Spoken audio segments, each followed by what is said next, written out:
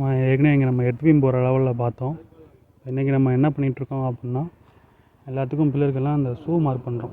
அதாவது அந்த ஃபஸ்ட்டு அந்த பில்லரோட ஷார்ட்டரும்பாங்க.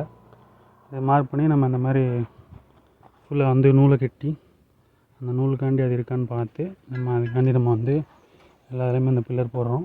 அப்படி போடும்போது நம்ம ரூம் சைஸையும் நம்ம இதில் வந்து அளந்து பார்த்துக்கலாம். அளந்து பார்த்துட்டு அதோட இதையும் செக் பண்ணி சின்ன சின்ன கரெக்ஷன் இருக்குன்னா நம்ம இந்த லெவல்லே அதை வந்து சரி பண்ணிடலாம். இதை நம்ம வந்து ஷூ போடுற டெக்னிக்கு.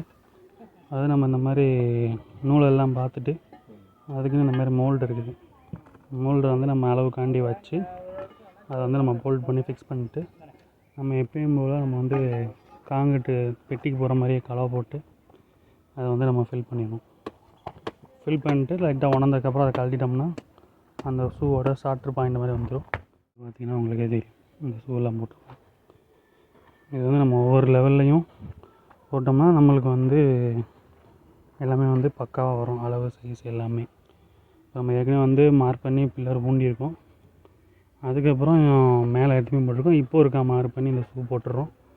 இந்த மாதிரி சின்ன சின்ன அட்ஜஸ்ட்மெண்ட் தான் அந்த இதில் பார்த்திங்கன்னா கொஞ்சம் அட்ஜஸ்ட்மெண்ட் இருக்குது.